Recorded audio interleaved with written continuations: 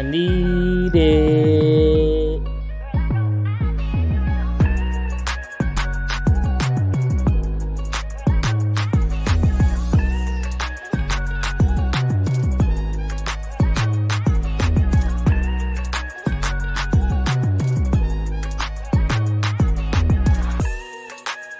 I'm telling y'all, lock it in. I need a sports podcast. I need it now. Yo, what is good, everybody? Welcome back to the brand new, rebranded I Need a Sports Podcast. Your host with the most, myself, Bryce. Got my dog Swann, my dog Chris, my dog Kam. We all locked and loaded and ready to go, y'all. We told y'all we had special things in store. We were a little delayed because Twitter wanted to play, but we wasn't denied, man. We got a great show in store for y'all. It's gonna be a whole new look this year, so I hope y'all vibe with it. We doing segments. We got our own segments. We doing certain combos, certain topics, graphics to go with everything. Some new music, some new info. It's finna be live. Y'all want to watch this whole episode, man? This gonna be nice. I'm telling y'all. But say what's up to the pod, boys. Say what's up to the pod. What's up, bro? It's a celebration, bro. It's a celebration. It's a celebration. Yes, And the new I Need a Sports Pod. And shout out to our boy Swann, just moved into his new place a couple weeks after Kam moved into his new place. So everything's Nice. up. Everything. Yeah. What y'all address? It's in the address. But yeah, man. Week 1 of NFL football just ended yesterday, Monday night, with the thrashing 49ers whooped the Jets. Man, it's good to have football back, man. Talk shows, of course. Every topic under the sun so far this week. And so we're going to kick it off on our own I Need a Sports Podcast show with NFL Week 1 overreactions, man. Because, hey, it's Week 1. It's what everybody does. Oh, my God, they suck. Oh, my God, they're so good. We overreacting. It's just Week 1. There's so much more football left to be played. Yeah, man. Who wants to go first? You know, I told y'all, look at the new ground. You see how that seamless transition like that? You go. I'm in my Duffy, man. But who wants to go first? NFL Week 1 overreaction. I'm going first. No, I'm going first. I'm going first because I'm a hater, bro. Right. I'm a hater too, bro. I'm a hater too. The Jets suck. 5-12. 5-12. 5-12. 5-12. I don't care that it was San Francisco. They didn't have Christian McCaffrey. Hey. They let a dude. And look, my bad to all San Francisco NFL fans, whatever. I ain't never heard a dude for real. Right, 28 carries, bro. They said he had the most carries last night than he had like all of last year or something like that. His whole career. Dang. Come on, bro. Y'all supposed to be the team with no holes. No holes on either side of the ball, and you go Aaron Rodgers. And I'll be A-Rod didn't play like that bad, but he also didn't outplay fucking Sam Darnold. So Sam Darnold was willing and dealing. I'm not gonna lie. I mean, it didn't matter because the rest of my fantasy team completely sold in the guillotine league.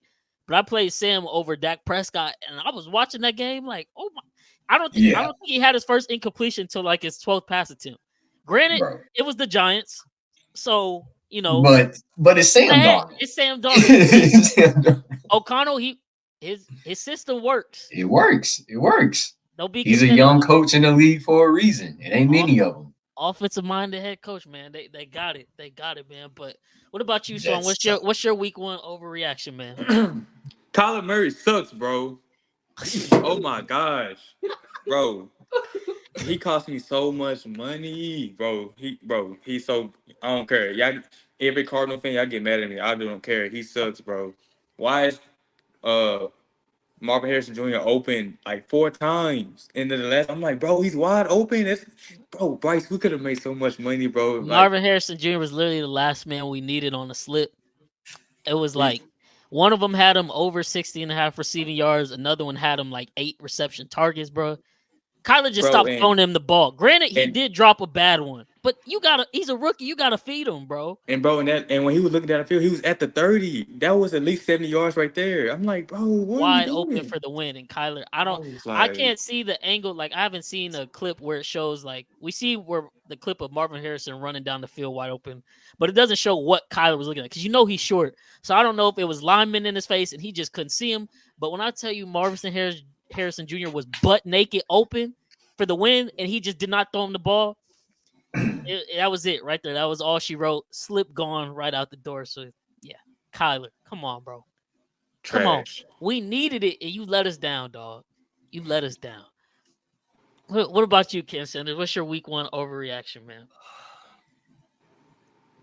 Deshaun Watson is the worst quarterback in the NFL. Hey, that may not be an overreaction, brother. No. Not starting quarterback. He is the worst quarterback. He's the worst quarterback in the NFL. Say he better than Cooper Rush and Trey Lance. Davis Or he worse than Mills- Cooper. Davis Mills is better than him. Nick Foles is better than him. Joe Flacco is better than him. Hell, Ryan Mallett is better than him, and he's dead. Oh my He's the worst quarterback in the NFL right now. He's the worst quarterback in the NFL right now. And Oh my god! I've been saying this the past 2 years, and it's no more excuses. There's no more excuses. There's no more. He's played NFL game. He's played long regular season games now since he's been out. He's played a full length of NFL season. He's horrible. He's not good no more. He's just not good no more. This past game was literally, I watched from the beginning to the end of that Browns and Cowboys game. That was the worst performance I've seen out of a quarterback ever.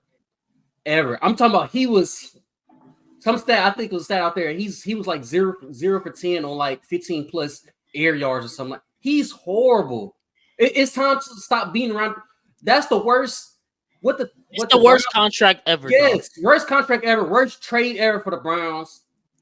I don't even think man. people understand just how bad his contract is. Like when you actually look at the details, like it's so bad. I think the NFL might implement a rule for owners like single-handedly screwing themselves and their organizations by being stupid.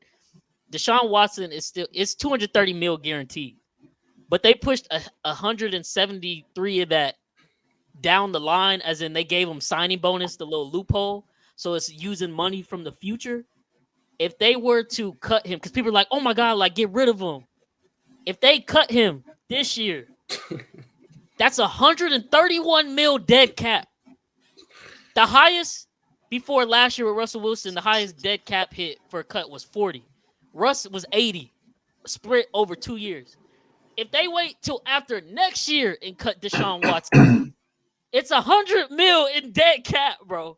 They literally cannot get rid of him. It is the worst contract in NFL history, bar none. And it's even funnier because Baker Mayfield is now balling out for the Tampa Bay Buccaneers, and he led Cleveland to the playoffs. And they got rid of him like that.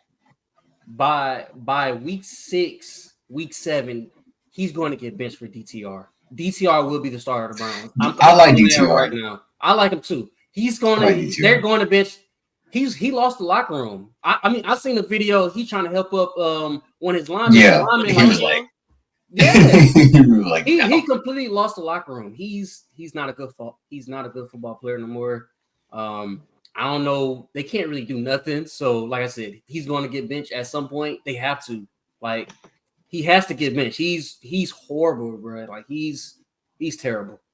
Yeah, it's like, because y'all saw, I got in an argument with dude on Twitter on the podcast page where he was talking about, it's not Deshaun, it's the line. I'm like, bro, what game are you? Like, it is multiple throws where, like, you see the route, like, you know how the camera pans as the quarterback throws the ball?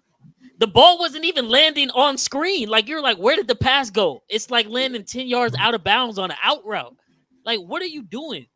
And then the interception he threw, like, dog, everybody in the stadium knows where Micah Parsons is. I know he's on every scouting report you have. How do you throw a quick out route and Micah Parsons is staring you in the face and you just try to whiffle the ball past him like he's not one of the most athletic defensive ends in the league, if not the most athletic? Like, Deshaun, what's going on? I'm chalking up to. I bet it's karma.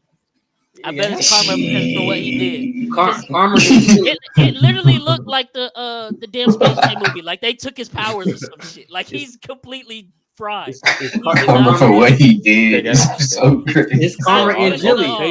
It's Jilly. Jilly. It's his girlfriend. They want to go out. She want to take him out. Bro, crazy Paris, part is, shit like Cam, that. now that I think about it, when she was dating Deontay, he was on the slump. And then when he left her alone, he started balling out again. Yeah, So it could be that. it's her, bro. It's her. That's crazy. I think about it. 'Cause, yeah, if you think about it, with Deontay, after his All-Star season with San Antonio, he got traded, he was in a slump with her. He was in and a then, slump. And then he broke over her, bro. He was start hooping again. Now he got paid. Damn, now He he getting paid in New Orleans. hooping. That's Oh crazy. man, look! I'm gonna stop it right here because not to give the viewers a hint or a sneak peek, but we got some more Deshaun Watson talk yeah. and discussion coming up. But as for me, my NFL Week 1 overreaction, man, I got 2 of them, and I called one of them to a T. I told y'all in the predictions episode, Josh Allen is gonna play good. The Bills are gonna win because they're still a good team. I still think they have a very good chance. Looking at what we just saw this weekend from the rest of their division, still a very good chance that the Bills win that division. People are going to be like, oh my God, Josh Allen is MVP because he's leading the Bills to victories and they don't have anybody anymore. Week 1, you almost lost to the Cardinals. And now, as soon as they get the dub, he did play a good game. He was efficient. Like, they ran the ball a lot, kept the ball out of his hands, so he doesn't make mistakes. He still did have a fumble. But what do we know? Week 1, Rex Ryan, Emmanuel, Josh Allen is the best football player in the entire league. If that's not a Week 1 overreaction like I've never heard before, like, come on, dog.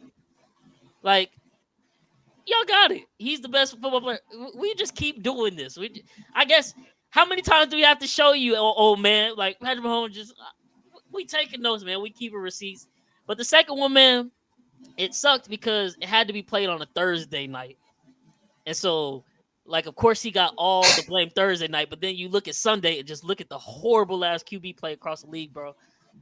Lamar Jackson was not that bad Thursday night. He missed the crucial passes to win the game. Yes, he did. But when you look at him in the landscape of QBs we just seen this weekend, where I think it was the lowest in like 7 years of touchdown passes thrown by QB in week 1 with like 31 in total.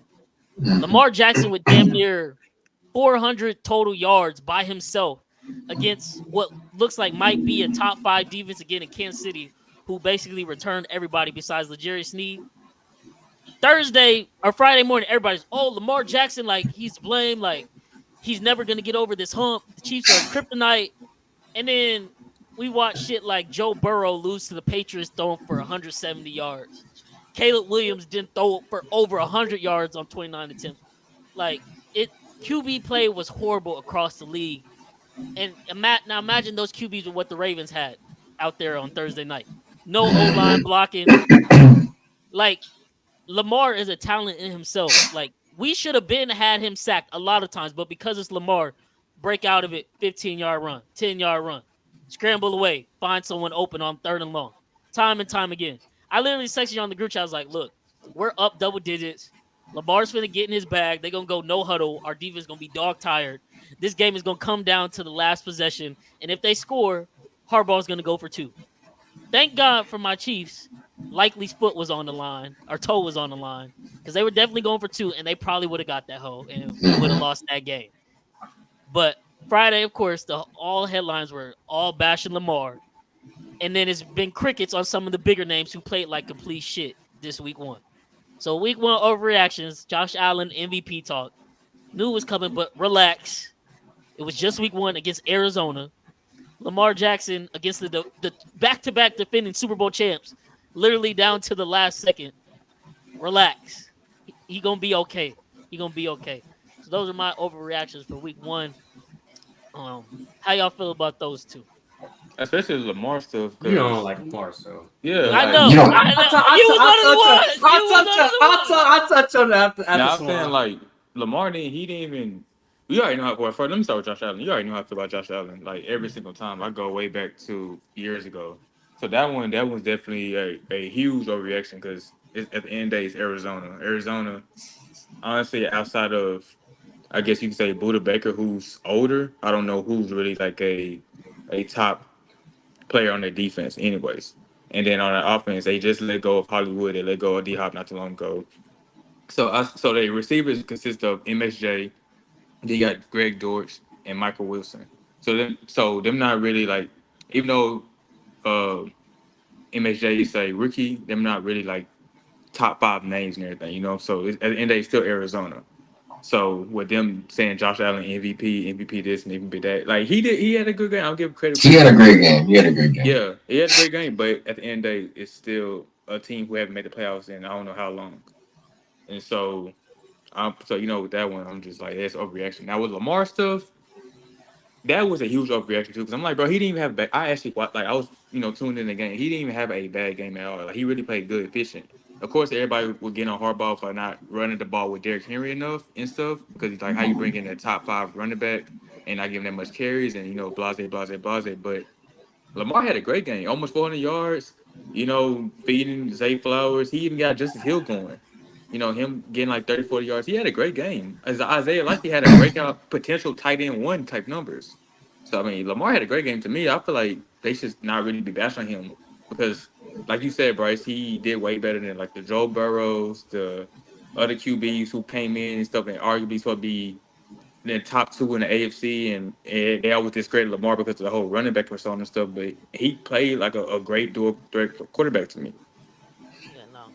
If he plays anybody else besides the Chiefs this weekend, he probably wins with the game he played. Keep it above. But go ahead, Kim. Bash him. Yeah, no.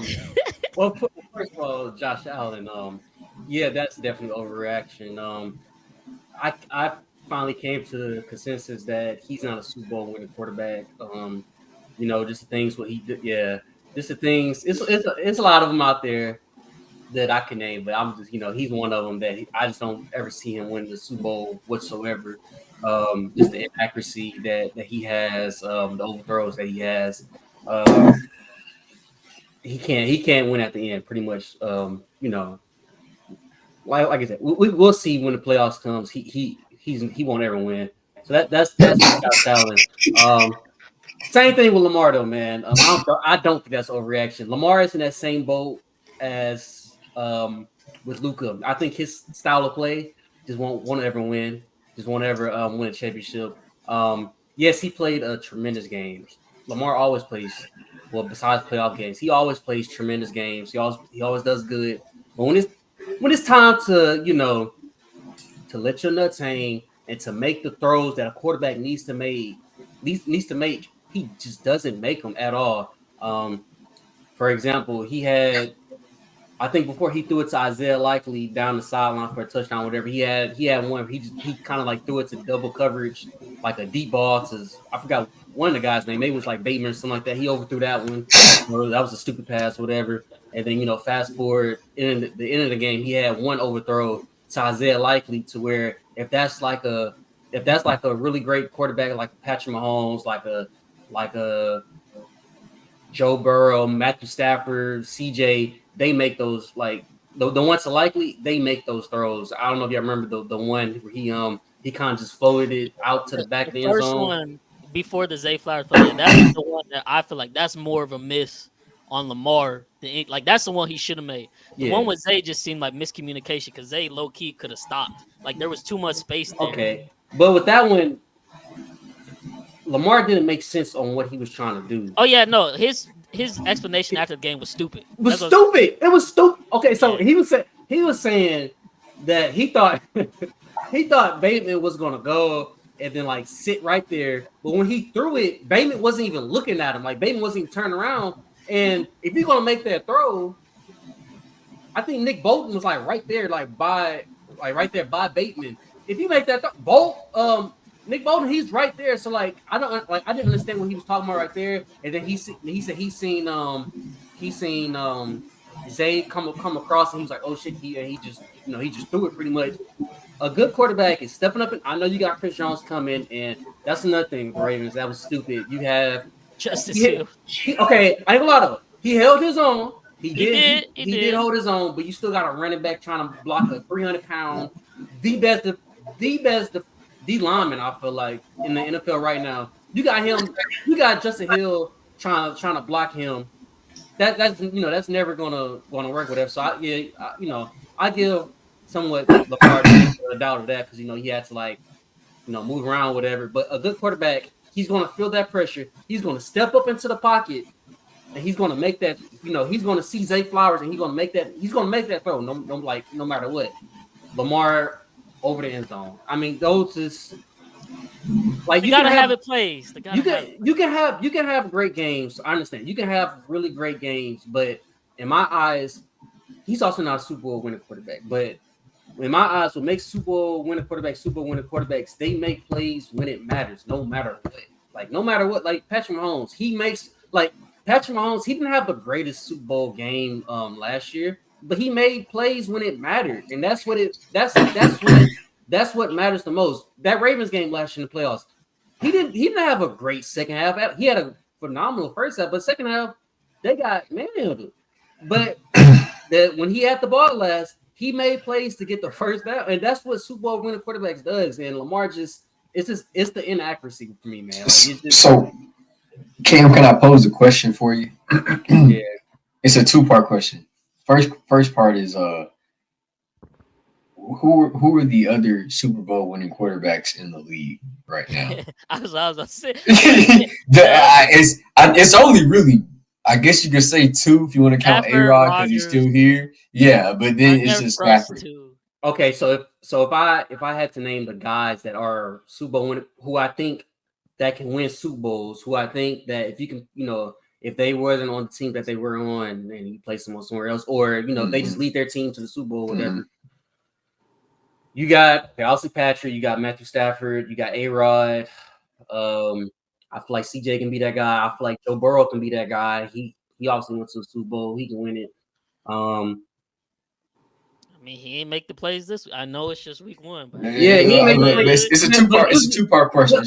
Usually when Joe Burrow's in the playoffs, he makes plays to win them. I respect it. That's why I drafted him. I respect him. Who else? But in fairness, the last time we seen Joe Burrow in the playoffs, he did not make the plays. Yeah, he's blown over a lot. But that leads to my second part is it's kind of hard. I feel like if you're gonna say Lamar isn't Super Bowl winning quarterback because he hasn't made those plays or won a Super Bowl, there's a lot of guys in this league that ain't made those plays to get to the Super Bowl, let alone win one. So I feel like it's a little hard. And I feel like in a league without a Patrick Mahomes, Lamar is seeing the Super Bowl a good chunk of time. Oh, he would have for sure had him one, I think. He would have at least had him one. Maybe so, but I think he only lost to Patrick once or twice. Yeah, that was the first time we played them in the playoffs. So, but okay. What I'm saying is, okay, obviously, the guys I named, they don't have Super Bowl rings or whatever. But what I'm saying is, they can make those plays to win them games to when it matters. In the playoffs, they can win those games for them. They can make the right passes accurately. That's something Josh Allen can't do. That's something Lamar can. That's something AR can't do. That's something a lot of these quarterbacks that we hype up and they make the highlight plays, they make the runaround plays, and the highlight plays pretty much. Those guys just, they just can't do. So if the 5 guys I named, if you take them off their team and you put them on the Ravens and you take Lamar out, the Ravens win the Super Bowl damn near. They either making the Super Bowl or they win the Super Bowl a lot than than Lamar has been with the Ravens, I feel like. So what's crazy though with that, and I'll this will be my last statement. But what's crazy remember last year, I had brought up the statement that I feel like on paper as a team, Baltimore was better than Kansas, but Kansas has those game changers, and that's why they win. Isn't it kind of odd? And Bryce may not agree because obviously, his defense ended up being one of the top defenses in the league, and all the other stuff. But at least on the offensive side of the ball, I would say the Ravens have a good team, right? They're very balanced, and you can look at the NFC, you can look at the 49ers as well. They're pretty balanced offensively, but yet neither of those teams have been able to go over the hump. is that the problem? Is Lamar not a great quarterback? He's just a good quarterback on a good team, and it's a team full of good players, and that's why they're successful, Look, but not getting over the hump. Let me answer this question, and then we're gonna end this block and get on. It's a good question. It is a good question, but as you know, as biased as it might sound, the only answer is Patrick Mahomes, because these teams would have Super Bowls most likely if it wasn't for him. But he's single-handedly blocking everybody right now, which is causing these discussions where it's a battle where it's like, oh, this person don't make this play, or this person don't make that play. But at the end of the day, Patrick Mahomes makes every play when he gotta have it, and so none of these other guys get to shine. But that was a good first segment, y'all. We got the blood pumping. Okay, Molly. Okay, Molly Curo.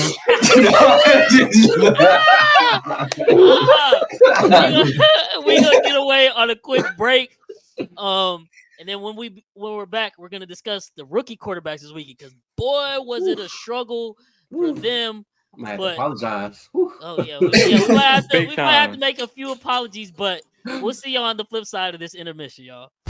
You're watching the I Need It Sports Podcast Show, your go-to spot for everything NFL. Going live on Sunday evenings and recording episodes every Tuesday night so you can catch the latest game breakdowns and hot takes leading into the upcoming NFL week. Missed the action? No worries. Check out segment clips on Wednesday through our YouTube and TikTok and catch the full episodes dropping every Thursday morning on YouTube, Twitter, TikTok, Spotify, and Apple Podcasts at INISPod. Follow us and stay in the game all week long. I Need It. And we're back just like that, man. I like that little. That was so. I appreciate that. I appreciate that personally. Hey, let me relax a little bit. Let me look at my phone. Yeah, I told y'all it's a brand new year. We're doing things differently. We're not just a podcast. We a show. We a whole production, y'all. And as you see on the bottom of the screen, the prompt is now switched. It ain't so easy, is it, Rook? Damn, that's tough. It was tough, and it was a tough weekend for rookie quarterbacks across the board. The three you see on the screen were the only three rookies to start for the team and play. And man, let's just start with first pick of the draft.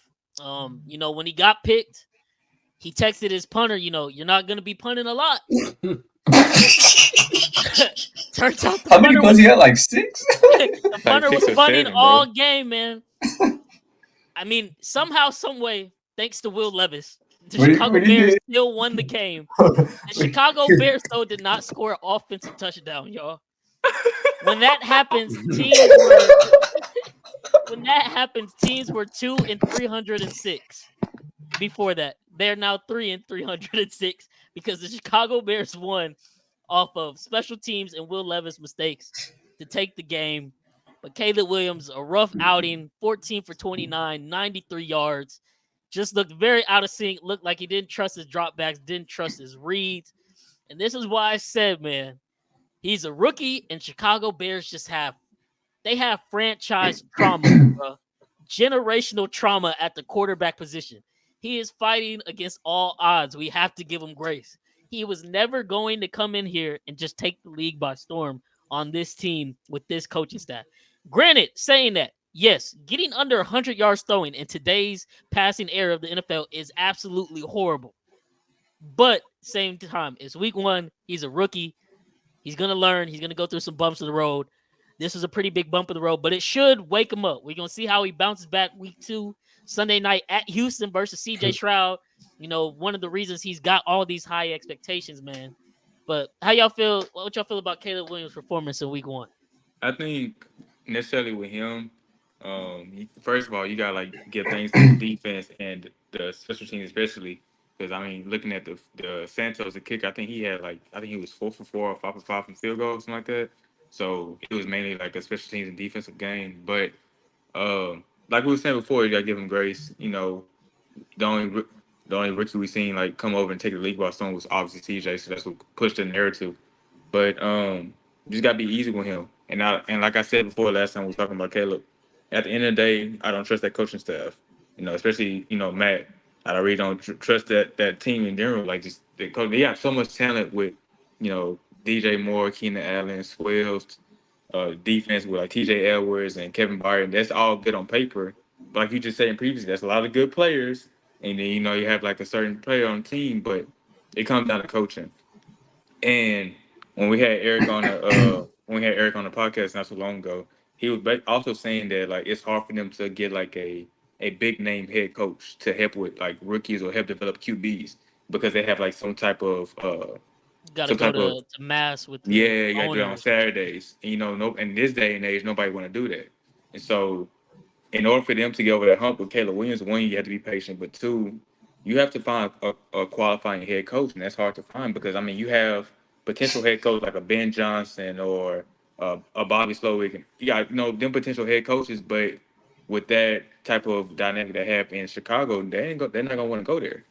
So I say they got to be easy with Caleb. I feel like this matchup with Houston coming up this Sunday night would be like a determinant because you're going against a sophomore QB who beat all the odds and everything. It's a second. I mean, it's a second overall pick. This will help Caleb wake up. And on paper, this is like a very balanced team between both teams. Like both teams have a good defense. Both teams have like great wide receiver.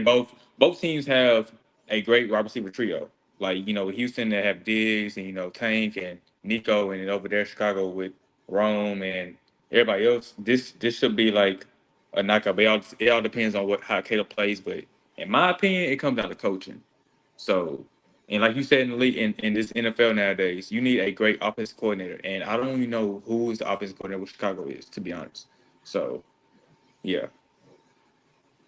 That's fair. That's fair. What about you, Kim Sanders? Because you were one of the main ones saying playoffs are nothing for Chicago. Caleb coming into the best situation a rookie quarterback has ever been in. Then this week one dud. How you feeling now? I didn't really get to watch the game, but I saw like a few clips of it or whatever. I know he could have had a touchdown. He threw it to Keenan Allen. He pretty much just dropped it or whatever. I don't know if it was like receivers dropping passes or it was actually like the game plan wasn't really good, wasn't really working. But I mean, these first 3 weeks is kind of gonna be good for him because now he gets to see like what real defenses look like. You got to go through the AFC South first, so I mean, week one. I mean, that's the Titans has a really good defense, so him playing bad like if I was him, I wouldn't like beat down on himself too much because that's a really really good defense, and then he's going up against another good defense in the Texans next week. That's another good defense, and after that, he got the Colts. That's another really great front seven. So he gets to see before, like against like the softer defenses or whatever. He gets to see like what real defenses look like, and how they gonna like come at him like pause or how they gonna send pressure at him or whatever. But yeah, after like week 4, week 5, I think week 4 he has like the Rams. Week 5 he has maybe the Panthers. I think the Panthers, whatever. I think that's when you'll see like the 200, 300 yard games from Caleb Williams. Yeah, it's first game. They got the win, so that's always. I think a first round overall pick quarterback hasn't gotten a win in however long they were saying. I forgot what how many years it was, whatever. Yeah, they got the win. He played bad, but I expect him to pick it up after like week 3. Like I said, he's going against 3 really great defenses, like top 10, top 15 defenses. So yeah, he'll be fine. He'll be all right. What about you, Chris? Caleb Williams. I think Cam kind of hit the what they be saying, the hammer on the nail, whatever the hell. Nail on the head. First week, you kind of it's funny because, and I'm gonna relate it to the game because that's what I do. But like college football 25, everybody's like, bro, they can't tackle. Da, da, da, da. Caleb Williams is one of those. He's that creative player in college, right? You make a quarterback in college football 25, you can do whatever the hell you want. You can throw them in, you can throw it deep, you can run the ball however you want to, whatever.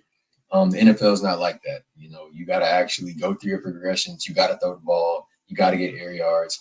I just looked it up just because this is his style of play. But he had at least it says, correct me if I'm wrong, but it say he got 9. No.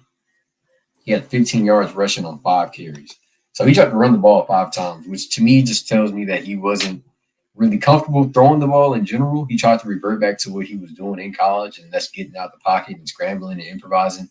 But it's not that simple. It's not like college where you can just do whatever you want. So I think this first week, especially getting the win, is inspiring for him. With what Kam said, 4 weeks from now, 3 weeks from now, when he starts, especially when he plays Carolina, I think that's when we actually able to see what he can do for real. I wouldn't expect him to have a crazy game against a Titans defense, let alone a Houston Texans defense upcoming. But I think this week against the Texans will be very telling, because it'll be, in my eyes, the way he played is as if his quarterback coach or maybe even his coach didn't really coach him up to play the way that they want him to play. They wanted him to play the way for the reason that they drafted him, if that makes sense. Like, we want you to go out there, get comfortable. Obviously they probably did reps and things like that, but I was listening to NFL radio, and they even pointed out how he didn't play all that well in the preseason either. Like, it wasn't all that. Yeah, right. He had a couple of great passes. Some, he looked good on the highlight tape, but general consensus, he didn't play all that well. So I'm not surprised it didn't translate over. I'm actually very surprised they even got that win. I think he's surprised he got that win. But I'd like to be hopeful for him. I'm not a pessimistic person. I ain't gonna prey on his downfall. So I think he'll eventually figure it out. But I think this week coming up is gonna be very telling. If he can get over 100 yards, have that, what was it, 14 for 29 or 15 for 29? I'm really not mad at that for a rookie quarterback in that system. So if he can do that again, but get over 100 yards, I think that'll be really, really good and show some improvement in practice over the week. Yeah, no, they got the win, so that's the bright side for him. How they got the win, that's not repeatable in the NFL. Hence the teams 306 when not scoring an offensive touchdown. But some of y'all were touching on the coaching, and I was watching the game with the 7 other games I was watching all at the same time. Thanks to the Sunday Ticket multi-view and 2 TVs. But the offensive coordinator last year, they were top 5 in the league in rushing attempts. They started off the game handing the ball to Swift. He had 2 rushes, 11 yards. He was doing well. As a DeAndre Swift better, I was like, keep feeding him. By halftime, DeAndre Swift's tally was 6 rushes for 5 yards. So they only ran the ball 4 more times, and he got stuffed and lost yardage on those next 4 attempts. But then they just completely went away from it. They tried to put the game in a rookie QB's hands against a tough secondary who's anchored by Snead. Snead was locking down Moore, blanketing him. And, of course, I would assume that being their wide receiver 1 for real, that's probably Caleb's safety blanket. He did have the Keenan Allen drop, but the offensive coordinator did him no favors whatsoever. But, like I said, on the bright side, he got the win. So you chalk it up, you take it on the chin, pause, keep it moving, and look forward to I'm sorry. Look forward to next week, dog. But as for the other 2 rookie QBs, they did not have, the blessing of actually winning their first games. So the second overall pick, Jayden Daniels. Now, Jayden had the best performance out of the 3 rookie quarterbacks, no doubt. He played pretty decent, and in the second half, he looked sharp. But like I just said with Chicago and Caleb, and I blame myself because I knew it already, and I tried to talk myself out of it and believe otherwise. Cliff Kingsbury cannot fucking coach, bro. He cannot fucking coach. He is I don't know what dirt he has on the league, but the way he keeps getting jobs after failure after failure after failure at the college level, he's horrible. And the 43 times Terry McLaurin lined up at wide receiver on the field, why was he out on the left hash mark or the left outside hash 38 of those plays? Why are you running the same shit over and over again? You're wide receiver 1, 2 receptions for 17 yards. They did not do anything to help Jayden Daniels' offense with his offensive play calling. And if you watched it, thank God Jayden got legs. I should have bet his rushing yards over because he hit that after like his first 4 runs. I think it was like 35 and a half or 36 or something. But it was basically take the snap, drop back, first read not open, I'm taking off.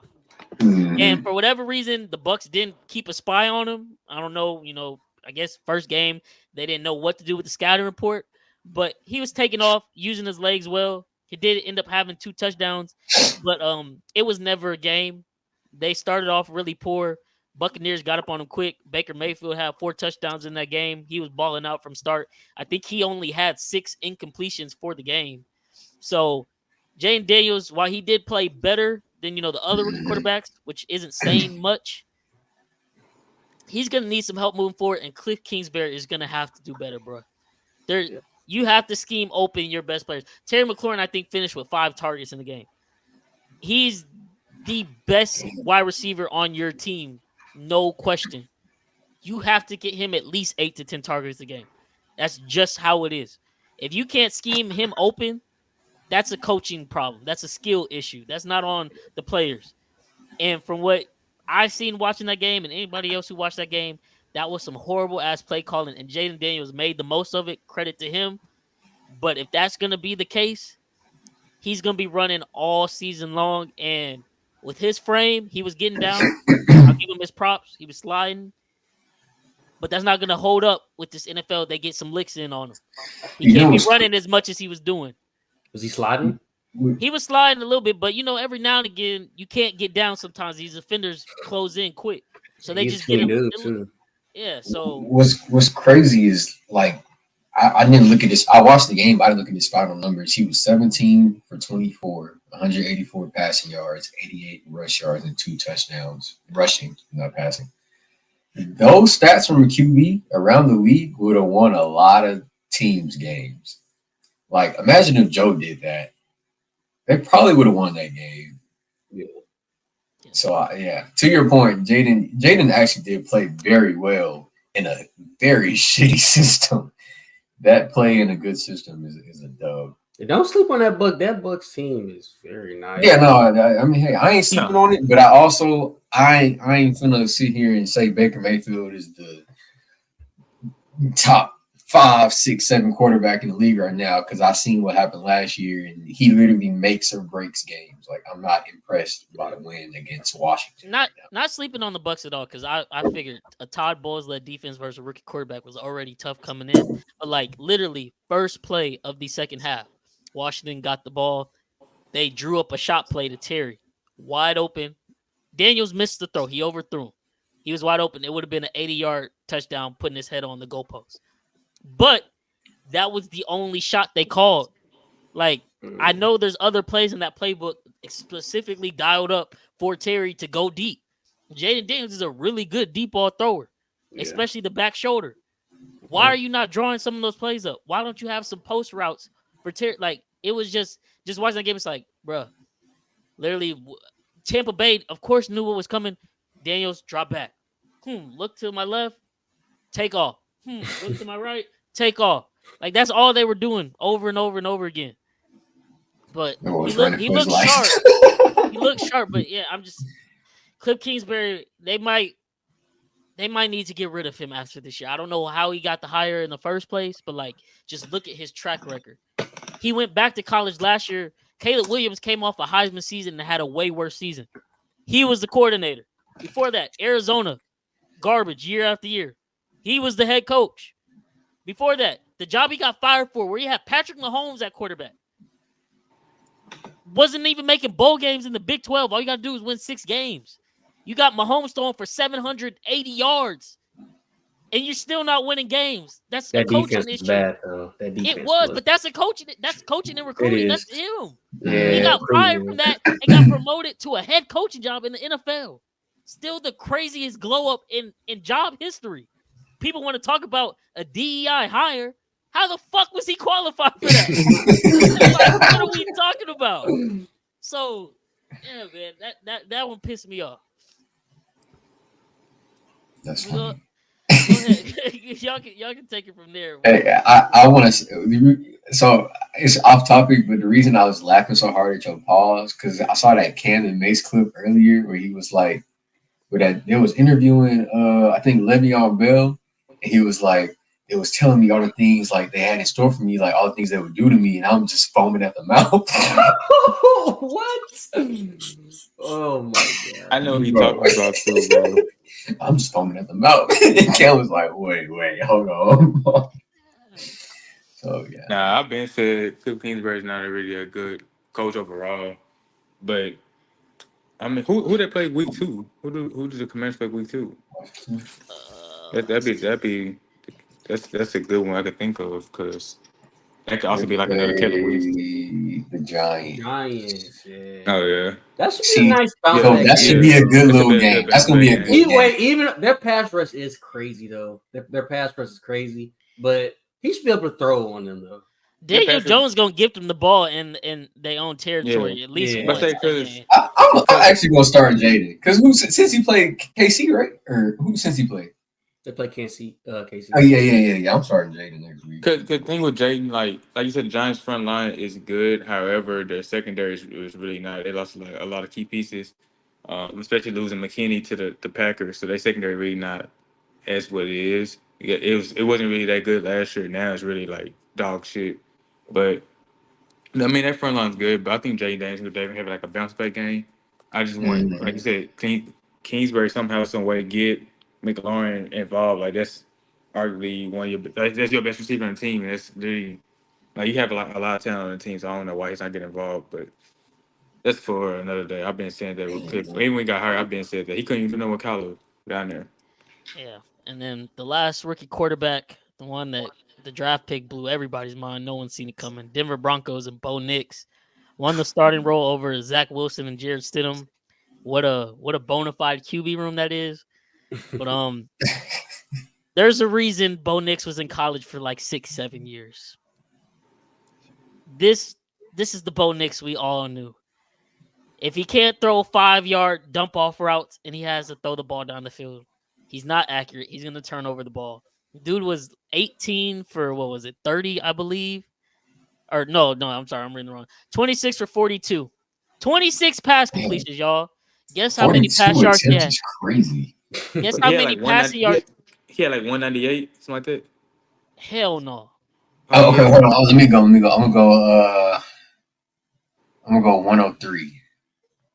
That's too low, but Damn. 138.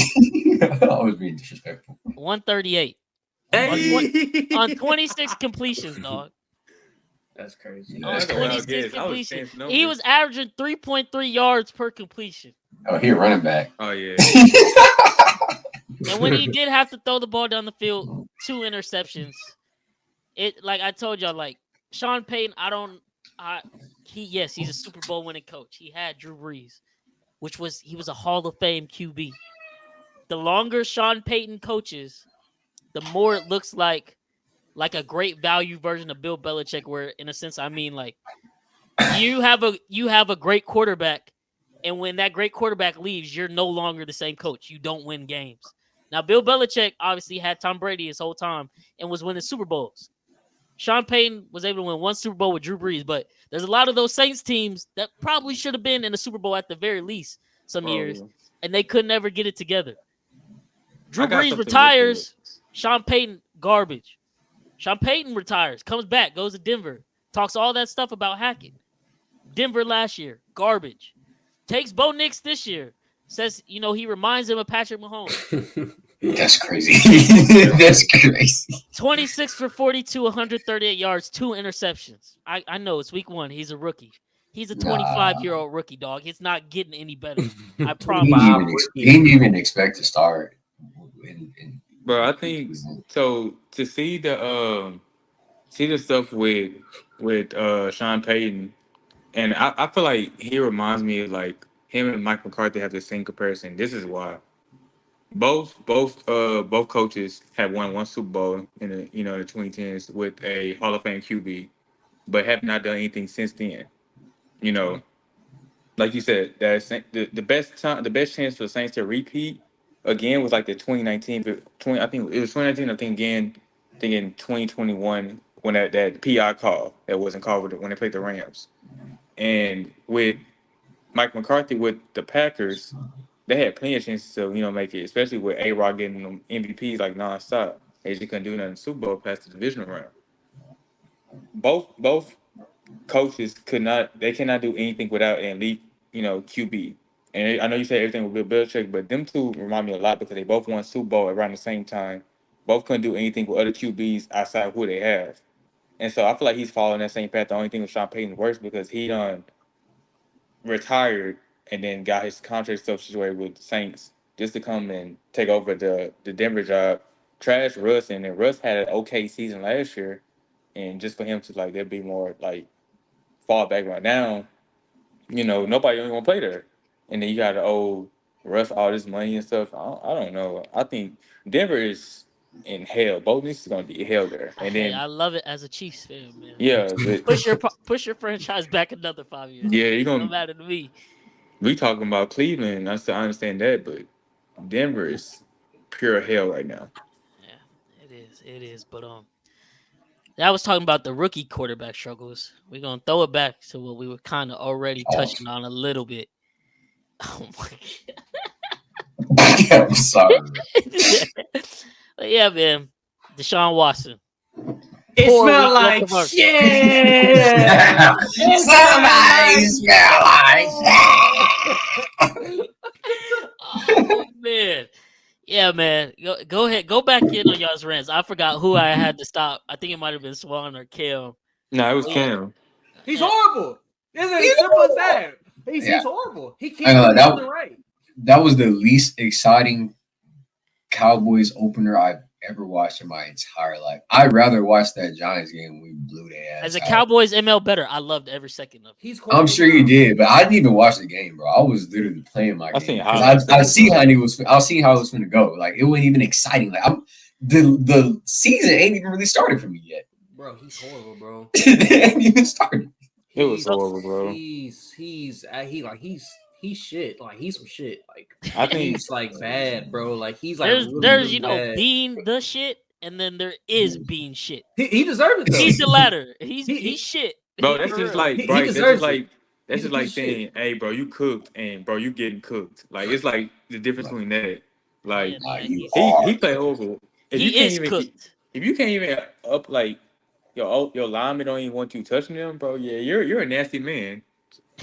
I seen a tweet or whatever. They were saying Josh Gordon got kicked out because he was only smoking weed. This man has 30 plus allegations. He's still that's disgusting. Like NFL is wild for that. He's horrible. He deserves what's happening right now. He deserves every single last one of it. The Browns deserve it too because they sat there and they ignored all those Browns deserve. Oh yeah, I remember they ignored them. They finally had not saying Baker is a generational quarterback, obviously, but like Baker was literally breaking generational curse for them. They hadn't been to the playoffs in how long before he got there? You seen the one fans that used to make the jerseys of like every quarterback they kept cutting or releasing, and they would just tape over and keep writing the new ones. It was like a list of like 25 until Baker came, won a playoff game against their rival, the Pittsburgh Steelers in Pittsburgh. Granted, that was the COVID season, so it was no fans, but he won them a playoff game. Mm-hmm. Got hurt the next year and tried to play through it, banged up, and they shipped his ass for crazy. A serial sexual assaulter. Right. And that's it just got to be karma. God just striking his ass right now. I said it earlier in the group text. They literally had Browns fans calling saying, "We're rooting for Tampa Bay. We're rooting for Baker." That is crazy. And I even in the group chat this weekend, I was like, I keep having to look up and see if the game is in Dallas. Because it is so many people cheering for Dallas and not the Browns. That was crazy. And you could literally hear, "Let's go Cowboys." Like, that's insane. That should not happen at anybody's home stadium, bro. I think he completely go ahead again. Go ahead. He completely lost that locker room. He completely lost the fan base. They have to move. Like, they can't move on from him, but they have to. Can't move him, but he's so stuck. That's tough. Bro, what is he retired? Is that what you have to do? He's the worst quarterback. I'm like, not even starting quarterback. He's the worst quarterback in the NFL right now. Like that's not even like Bryce Young would cook. That game, bro. That game, I swear, bro. I watched it from the beginning to the end. That game versus the Dallas Cowboys. That's the worst quarterback performance I've ever seen in my life. I've seen some really bad ones. Like that was the worst. Yeah, What you he couldn't Texans, do. man. That's why I Exactly. didn't understand dude on Twitter. Nothing. That's why I He couldn't do didn't nothing. understand dude on Twitter saying what he's. I'm like, bro, you can't be watching the same game. It's just like, He's yeah, wild.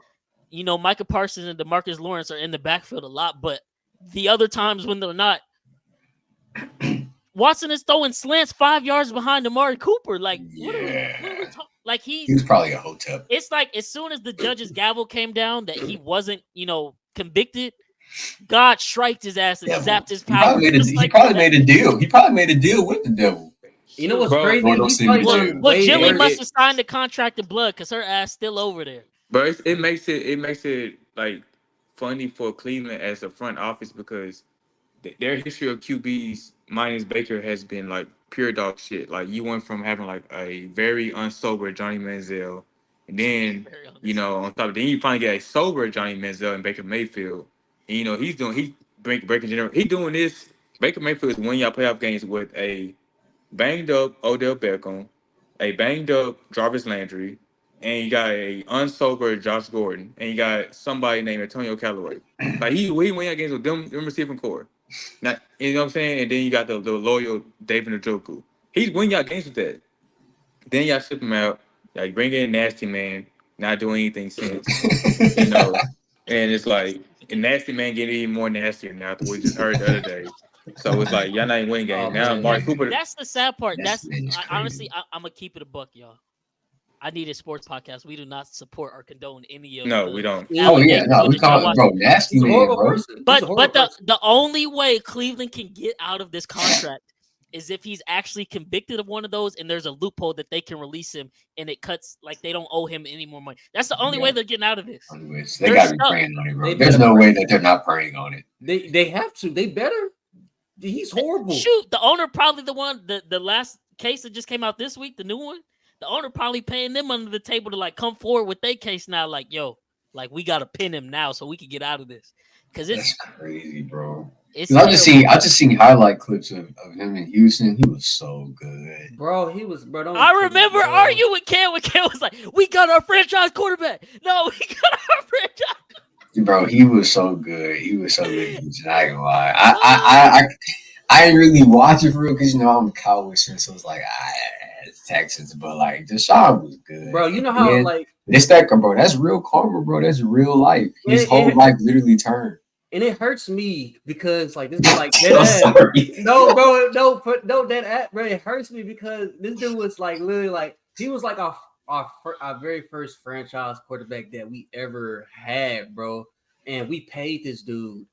And like not even a year later, this dude wanted out. Like he was like just being a whole bitch about it, like and just wanted like when he got the deal, this dude literally cried at the press conference. He literally cried at the press conference and would say he loved Houston, he loved me, he loved the owners and everything, and then he just suddenly wants out. I'm glad he's trying to get away, bro. Trying to get away. I'm glad he got it. I'm glad Brandon Cooks bitch ass got out of here. Oh, I'm glad all of them got out of here. I'm glad every single last one, everyone that talks shit on, even I forgot buddy name, the corner from last year. I forgot his name. He played for Kansas City. What's his name? I forgot his name. Not Nelson. Are you talking about Nelson? Yeah, Nelson. His bitch ass. I would add. Man, you don't like Steven Nelson? Boy, I hate him too, bro. He used to get cooked. Bro, I went at him on Twitter. Me and him went back and forth on Twitter. I was like, bro, you suck, bro. You went back and forth. Yes, I remember that. He sucks, bro. He's horrible. Now he's horrible. He's horrible, and that's why he's not in the NFL no more. Because he's horrible. He had to retire. He sucks. Hey, Steven Nelson, if you watching this, what's up? Oh, yeah. Steven, if you watch this, F you. Clip that and add him, bro. He sucks. He know he sucks, too. I bet. But, yeah, man, we're going to keep it rolling. Going to go hit another break real quick. And when we come back, we got a more serious topic. I'm sure y'all have heard the news. Y'all have seen the headlines. Tyreek Hill detained outside the stadium before the game for speeding. Cops going AWOL, but we're gonna do a little reaction vid, talk about it, because as 4 young black men in this country, I know we've all had the conversation with our dads about what to do and what not to do. when you get pulled over by a cop, man. But yeah, seems like things will never change in this country. But like I said, we're gonna touch on that after break, and then we go get to something real good. We got a surprise waiting on y'all. But yeah, we'll see y'all on the flip side of this one, man. You're watching the I Need It Sports Podcast Show, your go-to spot for everything NFL. Going live on Sunday evenings and recording episodes every Tuesday night so you can catch the latest game breakdowns and hot takes leading into the upcoming NFL week. Missed the action? No worries. Check out segment clips on Wednesday through our YouTube and TikTok and catch the full episodes dropping every Thursday morning on YouTube, Twitter, TikTok, Spotify, and Apple Podcasts at INISPod. Follow us and stay in the game all week long. I need it.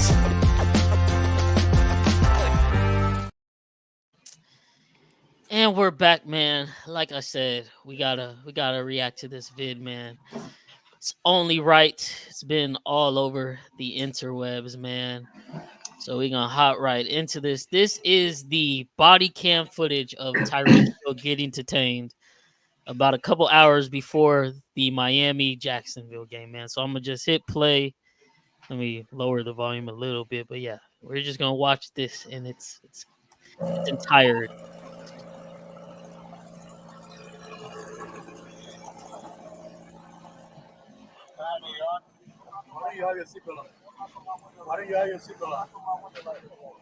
For a seatbelt?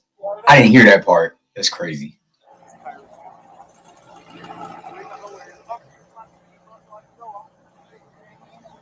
Keep in mind too, because the whole rumor online was, oh, he was going 100 miles per hour in a 50 mile per hour street. The reports just came out today. He was doing 60. He was going 10 over for this. 10 over. How many of us? Everybody drives 10 over on the regular down here. That's driving the speed. I know they do it in Miami. Yeah. I know they do it in Miami. Bro, 10 over in the McLaren, bro. That's actually very polite. Right. That's actually very polite. So yeah, keep rolling, man. Hey, keep your window down. No, he's Tyreek Hill. He don't have to put his window down. Like, hey, keep your window down. Keep your window down. I'm out of the car. As a matter of fact, get out of the car. Give me that. Get out of the car. Give me that. It's like, bro, it's that dude right there, though.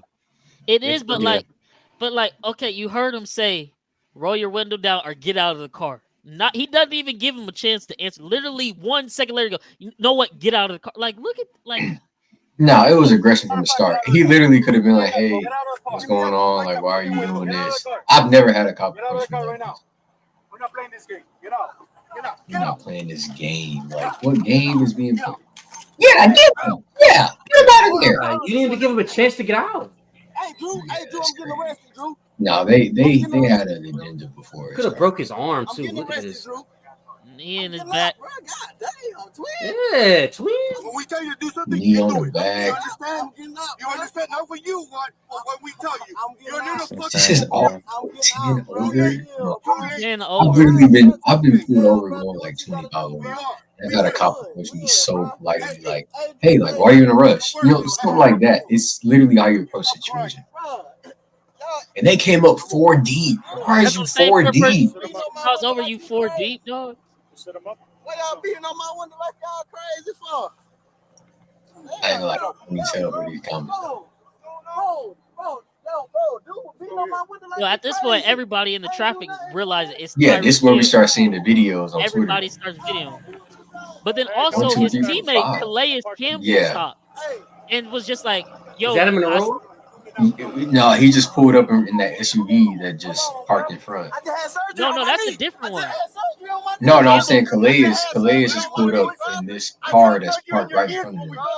No, I'm saying that's a different dude. Calais actually ended up parking behind him and was standing over here, and the cop was like, "You can't stand here." And then immediately after he said, "You can't stand here," he said, "You know what? I'm handcuffing you too for doing nothing." Yeah, no. That's Calais. Look, play it. That Calais is in front of him.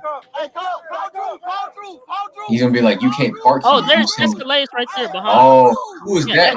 that's Calais right there, and they end up handcuffing him. I don't know who that is. It low key looked like Fred Taylor, but it's not. They gonna walk over there. He finna walk over Yeah. there. It's 2 people in that car, at least from. Hey, listen. Hey, man, they got Tyreek. The cops over here beating on him, man. They over here. I don't know who Fred that is. Taylor. No, it ain't Fred. It's not. Probably like a homie or something. On the side of the Hey, get in the car. You're parked in the middle of the street. And like, That's it's not funny even because it's funny because you can actually you can legally do this. You can as long as you put your hazard lights on, you can pull over anywhere. As long as on the side lane, not Let me have your license. I'm leaving. I'm not playing. Let me have your license. This the same dude that was like, I'm not playing this game. Your license right now. You're not gonna give me your license? You're not gonna give me your license? I'm leaving. Let me have your license. Then you got 2 cops telling him to do 2 different Your things right now. license right now. Or I'm gonna lock you up. Your license right now. Your license right now. You're dealing with me now. Your license right now. Crazy, bro. You're dealing with me now. Like, that's a power trip. That's Power trip, bro. And this didn't even show the clip because where it really gets bad. They had Tyreek standing over there on the side. Yeah. And literally the body cam showed it too. Like nothing was being said. Like in the reports and rumors first, when like the news started breaking, they were like, "Oh, like they were getting into a verbal dispute." There was no verbal dispute. Cop just literally just thought, "Hey, why don't I just go tackle this dude that's standing handcuffed over here, a threat to no one," and tackled him. And it's like, bro, could have broke his arm. So. Man, The he led with his elbow too. That's crazy, bro. He just had surgery in the offseason, bro. Y'all seen my message in the group chat earlier. What Jay-Z said? Still nigga. Oh, still, yeah. And Tyreek approached it well in the press when he was like, what if I wasn't Tyreek Hill? And the crazy part is they claim. So I don't know if that video. I don't think that video showed it. But I know they claimed they didn't know who Tyreek Hill was. But I could have sworn in one of the videos I saw, he literally said, that's Tyreek Hill. Yep. As soon as the video started, he was like, that's Tyreek Hill. He did. Yep. I saw that video. So it's like, y'all knew who that was, bro. I think they found the cop that got suspended from this. I think they found like his LinkedIn or something. I'm not here to spread conspiracy theories, but all I'm going to say is he had a Bills logo in his header. I don't know if that was real though. I don't know that. I don't know if that was real, but I saw that too, man. That's so it's crazy. Just like, yeah, that's OD, bro. Like I know I'll be saying myself about Jerry, bro, but if I was a cop, I'm not gonna sit here and try to arrest Jerry so the season would end for the cop. Like it's not that deep, bro. It's sports. Like these are regular people that have regular lives. Like they don't have regular lives. Their occupation may not be regular, but who they are as a human, bro, they're regular. They're still regular people. Yeah. Shit weird. Yeah, and of course you got everybody. Oh my God, if he just would have complied and them comments almost pissed me. Oh, I saw. It's so simple to follow directions. Oh, I'm like, see, that's why I'm there. Let me stop. But see, those be the people that's they not us. Like they don't be. I'm sorry, bro. I'm sorry, but they don't like. On the night of the debate, bro, this what you doing, bro? They don't understand like. It's different, bro. Like it's just we live totally different lives. And like I get it. Sure, Tyreek probably could have been better about the rolling the window down, but once they got him out the car and he's cuffed, like any threat is mitigated right there. He's cuffed. He's literally he can't move for real. You win. You win. You walk over to the side. Regardless, like there wasn't a verbal dispute, but regardless if there was, you that butthurt as a grown man that you're gonna let him infuriate you while cuffed up, that you gotta go tackle him and choke slam him. Like, come on. And the fact this is all because he was going 10 over. 10 over, dog. Is crazy. I mean, not to out ourselves. I think we've all been pulled over for speeding more. Ain't even no outing, bro. Ain't no cop is pulling you over for going to 10 over unless you in the school zone, honestly. And respectfully, they should probably do that because I think as a parent, if I had a kid crossing the street and he was going, like, I need you to go to speed limit. Yeah. Like, that's my child. But on a regular street, game day, 10 over in a McLaren, like I could easily be going 75 over right now. Easily. In a McLaren too. And you pull up 4 or 5 cops deep, like that's OD. You can't even really arrest them for real. Y'all all on bikes. Like, what was your plan? What was your plan here? Why you not wear your seatbelt? Like, okay, yeah, you've been teed off. You've been tripping. I ain't even power trip. These cops want to be bullies. People like, oh, if you just comply, like, dog. We don't play by the same rule books. It's not just as simple as if you comply. You see, even when he was no longer a threat for real, the cops still had, the thought to choke slam him, went through with it. People are watching that and being like, well, if he would have complied, this wouldn't have happened. What are we talking about? Like, are we fucking stupid here? Like, that's why it's just like, bro, if you racist, just say you racist. Just cool. That's what I like about it. I respect it if you just say sit up here and try to BS and beat around the bush like, oh, he could have did this, that. There's no reason for the cop to choke slam him, dog. There's no reason at all. And if you that much of a bootlicker, you think cops should just have that much fucking power, what the fuck is wrong with you? That may be a problem. You may have a problem, brother. you got a problem, bro, because that's not what their job. They're supposed to be trained to de-escalate the situation. You telling me 4 of them, not one of them could de-escalate? And like at the end of the clip, dude, like one cop, leave. No, you dealing with me now, bro. You dealing with me now. Get the fuck out of here with that shit, dog. Get the fuck out of here. Like, that's how you know he was a fucking loser in his childhood. Because that's the only reason you act like that with a role like that.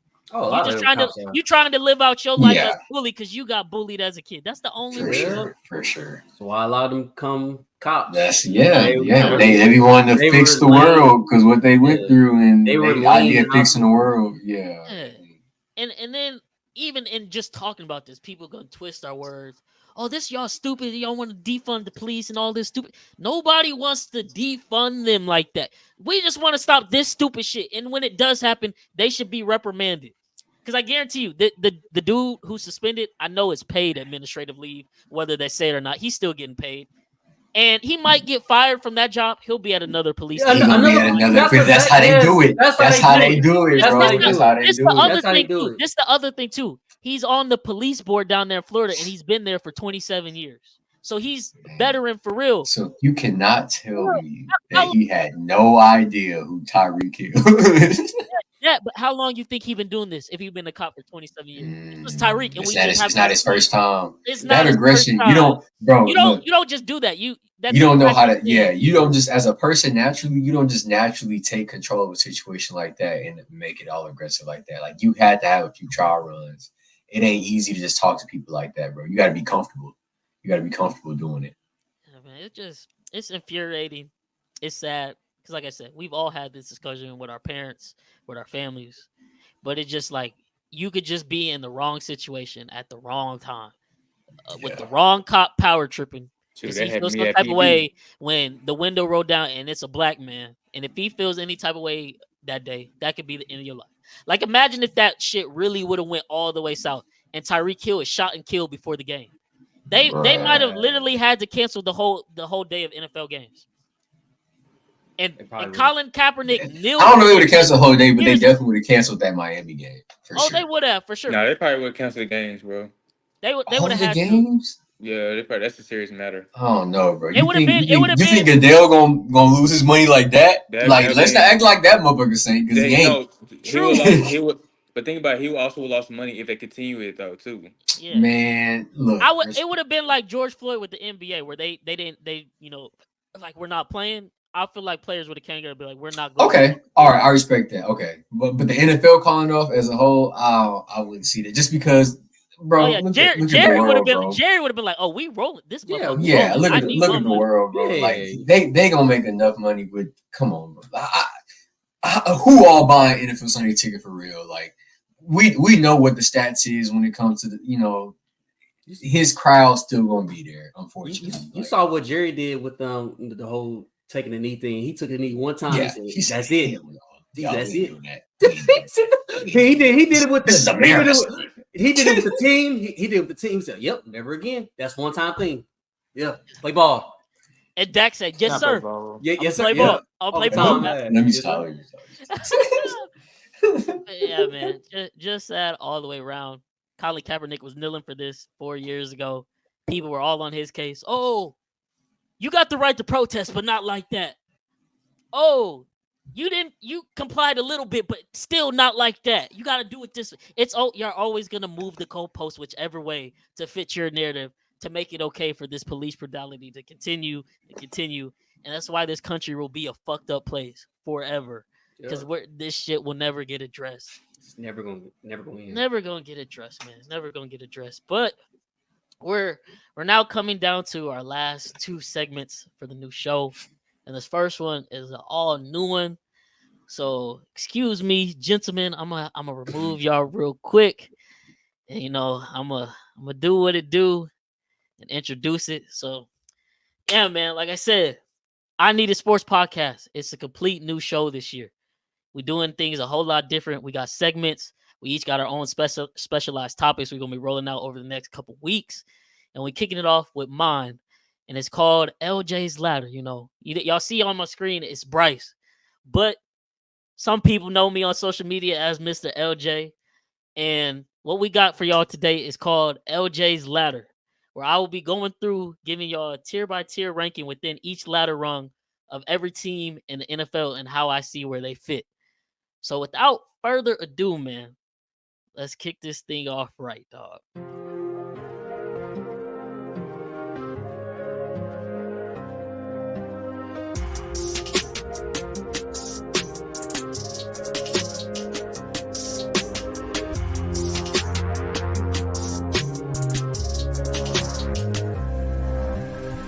So check it, y'all. Ladder 1. I'm sorry. Carolina and New York fans, y'all can pray to God. Y'all can ask y'all grandma, y'all grannies, your uncles, your aunties, all your prayer warriors, man. You are below the depths of hell. It's just awful. Things are not looking up for you anytime soon within the next 5 years. Bryce Young, I wanted to believe in you. Awful. I'm sorry.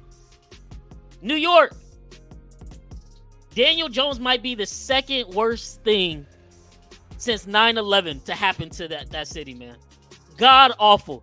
And you paid this man $140 million over Saquon Barkley, dog. Over Saquon Barkley. But that's enough. That's the bottom.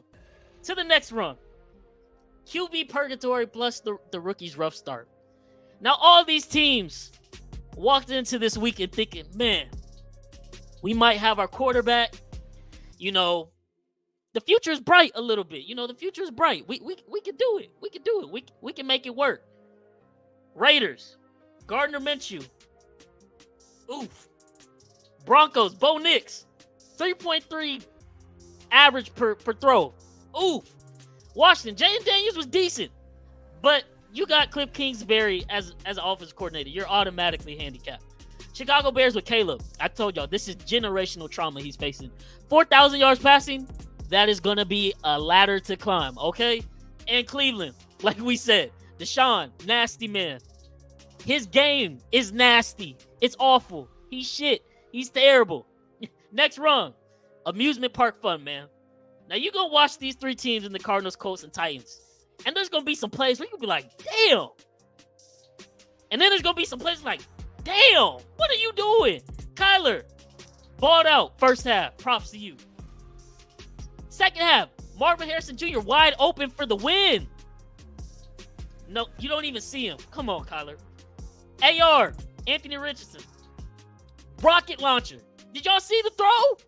68 air yards with a dude at his feet and a dude in his face. Almost slipped, got up and just launched it down the field. But then the routine throws. He's throwing laser missiles 10 yards above wide receivers. Like, if he can ever figure it out, it's going to be dangerous. But until that point, it's just an amusement park. It's a roller coaster. It's fun. Will Levis on the Titans. I just can't get that image of him kneeling with his hands on his head after he threw that shovel pass, pick 6. And it's like, bro, Chicago literally could not move the ball on offense. All you had to do was take care of the ball. Your team wins, but you couldn't. It's an amusement park. It's a roller coaster, like I said. Up and down all season with these quarterbacks. Next rung. Ouch, my leg. Bro, come on, dog. I tried to tell y'all, Father Time is undefeated. You got a 35-year-old Kirk Cousins and a 40-year-old Aaron Rodgers both coming off Achilles injuries. Of course they're ass. Their bodies cannot hold up anymore. Kirk Cousins couldn't even drop back. They wouldn't even roll him out. That's how tender his Achilles is. And that would make sense why they drafted Michael Penix Jr.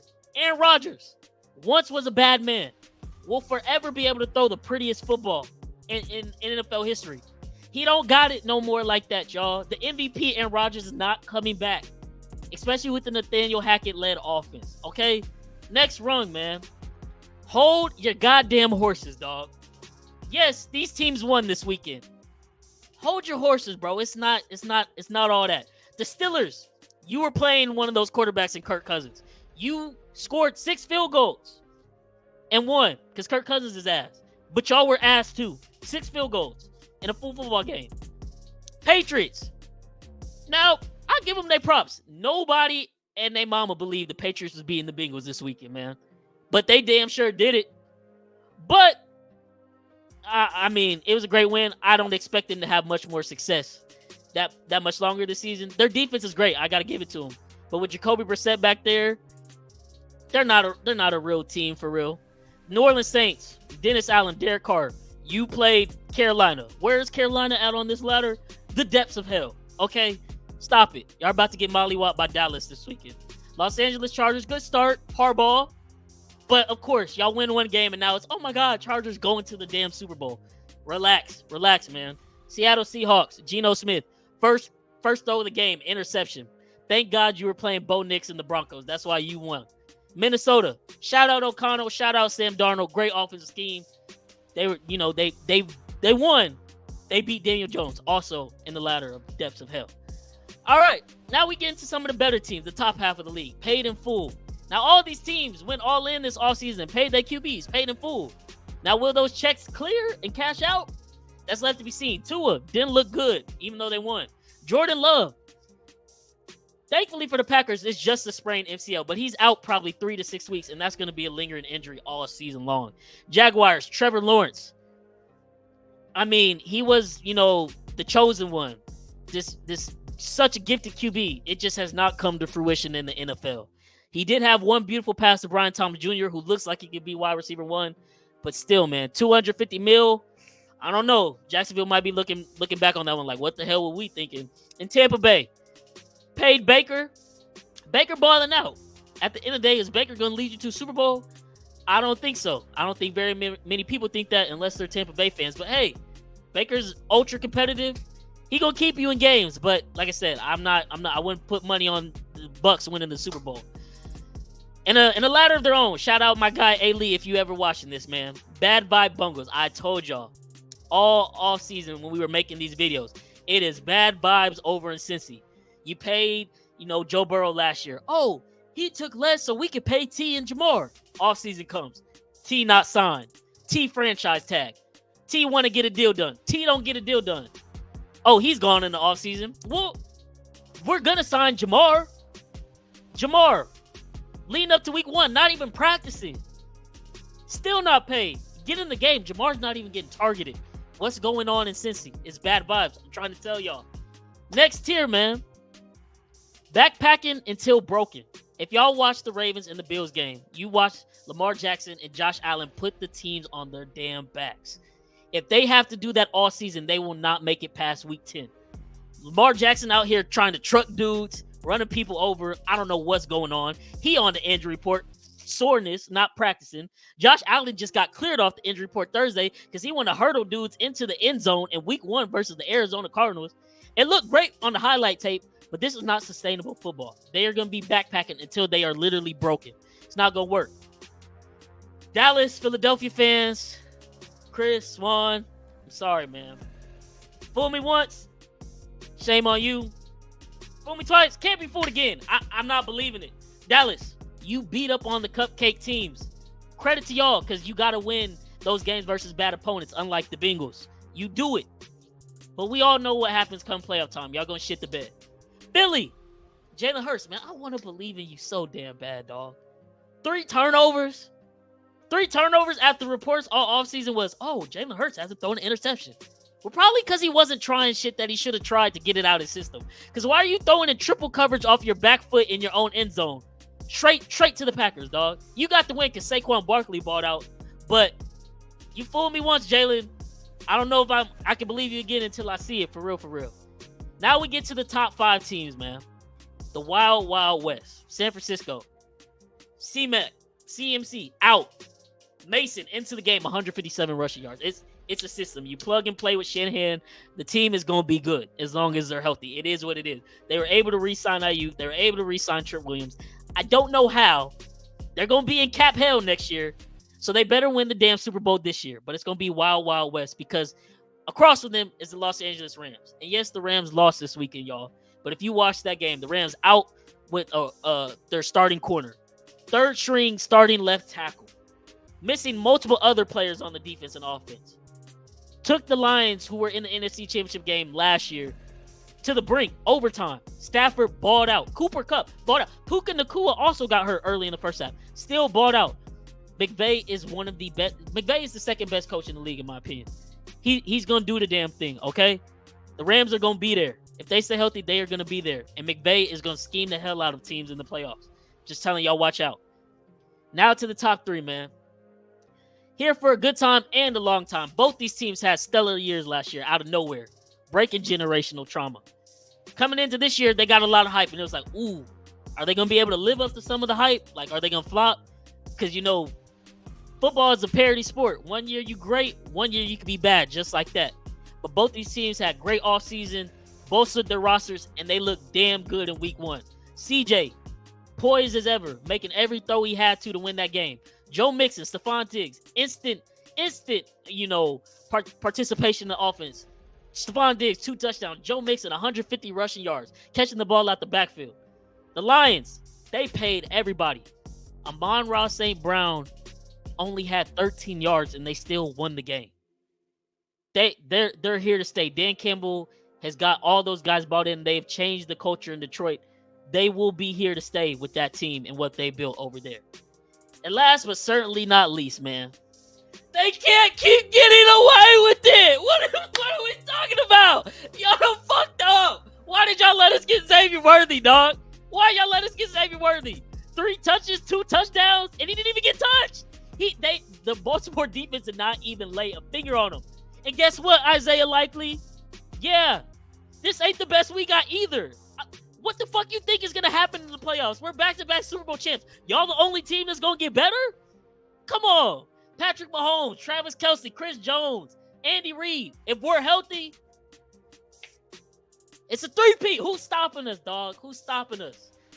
That is the first edition of LJ's Ladder, man. I appreciate y'all if y'all listen all the way through. Like I said, we rolling out some of these new segments and stuff, man. I love this one. I had to get my rocks off a little bit. I'm about to bring the boys back on so we can discuss and give their feedback on my ladder. What I got right, what I got wrong. Might have offended a couple of them with some of the things I said, man. But let's get them back on. Let me adjust this real quick. One second. Man. That was a good one. That was a good one, man. Fool me once. Shame Hey, that was tough. That was tough. Fool me 2 times. It was a blame on you. I don't think I have any. I don't have any disagreement. Yeah, I don't think I have any disagreement. That was beautiful. I don't think I have any disagreements. I told y'all. That's pretty good. I've been in my bag with the graphics, man. Now tell me, I do have one flaw that I don't like, and I'm gonna change it for next week. So I'll just let the podcast know for whoever watched this. I don't know why it didn't occur to me. LJ's ladder. Why did I not just make a big ass ladder and put the teams in each rung? I don't know. I kind of like it like this though. I'm not mad at this. I'm not. This shit was hard as hell though. This is empowering. Lots of editing, lots of reformatting. But it was the first time doing. I'm only gonna get better, man. But I told y'all, we in our bag this year. The graphics is going insane. The segments are going insane. This is just the first one. Chris, Kam, and Swann all got segments of their own to come. They will be debuting next week, so y'all stay tuned. But yes, that was the first rendition of LJ's Ladder. I hope y'all enjoyed that, man, because I enjoyed presenting that. That was fun. Ooh. Y'all saw that? Ooh, that I ain't see nothing. I ain't see nothing either. I see nothing. I swear I ain't see nothing. I don't know what it is. I'm gonna just edit it out. No. But yeah, man, we're about to wrap up the podcast, and we can only end the show one way. Headed into week 2, we got to give y'all these picks so y'all can lock the bets in. We already went positive week 1, swept the Monday night game because, like I told y'all on the predictions episode, San Francisco will whoop New York Jets' ass. We were in the negative because, Terry McLaurin wasn't getting targets. MHJ Jr. wasn't getting targets, but San Francisco comes through, save the day. Positive week 1, we're going to keep it rolling. But without further ado, we're going to get one more intermission, and then we're going to come back with the I Needed Sports Pods. I needed week 2 picks for the NFL, man. So we'll see y'all after the break. You're watching the I Needed Sports Podcast Show, your go-to spot for everything NFL. Going live on Sunday evenings and recording episodes every Tuesday night so you can catch the latest game breakdowns and hot takes leading into the upcoming NFL week. Missed the action? No worries. Check out segment clips on Wednesday through our YouTube and TikTok and catch the full episodes dropping every Thursday morning on YouTube, Twitter, TikTok, Spotify, and Apple Podcasts at INISPod. Follow us and stay in the game all week long. I need it.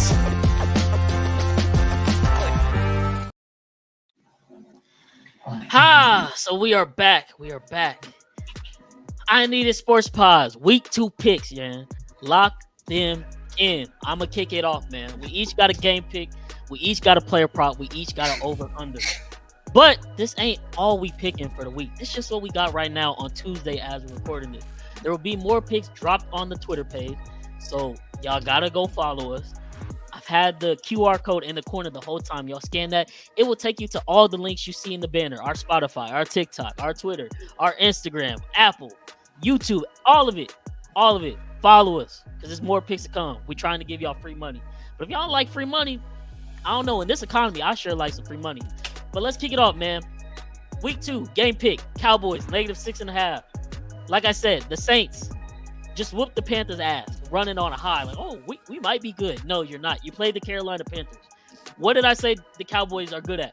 Whooping up on the cupcakes. Micah Parsons and DeMarcus Lawrence are about to have a field day and rip Derek Carr a new one. He's going to be in absolute hell. It's Dallas's first home game of the year. They're going to smack the dog shit out of them. It might be like a 40-10 game. I'm not even going to lie. They're going to go crazy. Cowboys -6.5. Lock it in. Swinging it to Cam for his pick of the week. Hey man, Bucks +7. Now I know. They play the Lions. They got the Lions in Detroit. It's a crazy game to go with. It's a crazy game. But look, man, that week 1 game, I know it's just the Commanders. Baker looked good. Baker looked real good. Threw 4 touchdowns. Threw 2 to, I think, to Mike Evans. The run game looks phenomenal. Bucky Irvin looks good. Rashad White looks good. He catching out of the backfield also. The Bucks look good. I think they can sneak in and get a win in Detroit or play it safe. +7. I think they can get +7 in Detroit. I like it. Swann, you up next. Mr. Not even being biased, bro. But who you got pick? I'm rolling with Philly against Atlanta, bro. -6.5 with that win. We seen the week 1 game with Atlanta. Them losing to only putting up like 10 points against a top defense in Pittsburgh. And so with Kirk Cousins coming back from his Achilles injury, not fully 100% and not able to connect with his receivers, I got Philly going this one. I feel like it'd be more chemistry on that end. So give me Philly on that one or -6.5. Yes, sir. And rounding out the last game pick, Chris, going with the underdog for the Thursday night game. Tell us what you got. Bro, I'm going with the underdog, bro. I want to say it's in Miami. I think Josh played really good. I'm not saying he's like the best QB in the league, but he definitely had probably the best QB play week 1. I think that'll roll over into week 2. I don't think Tua. I think we all agree to the point that Tua ain't really like that guy for real. I think Buffalo is the better team here. I'm willing to take the plus money on the Bills taking it in Miami. Yes, sir. Second tier player props. Now this one is not out on books yet officially, but I got this off Prize Picks. So Prize Picks usually has the line a little off. Don't know what the odds are going to be yet, so that's why you see the PP in parentheses for Prize Picks. But Pacheco over 62.5 rushing yards versus Cincinnati this weekend.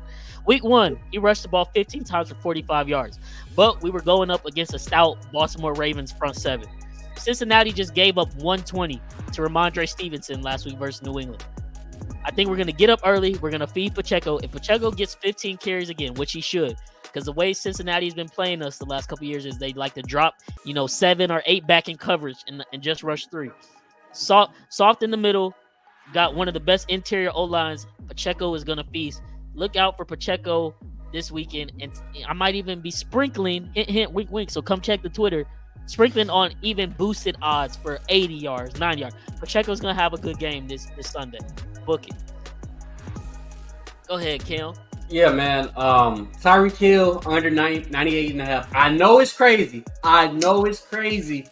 But he usually don't do that versus the Bills. The Bills usually cover him very well. Put some money on it, man. Sprinkle on it. I don't think he gets off. Now, I do think Jalen Waddle gets off, and Jalen Waddle over is 63.5. So if you want to sprinkle on that also, I think Jalen Waddle's going to have a really big game versus the Bills.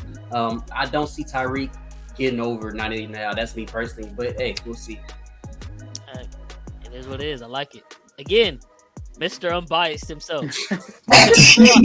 Swann, what you got for pick 2? All right, I'm rolling with Devontae Smith over 62.5 yards.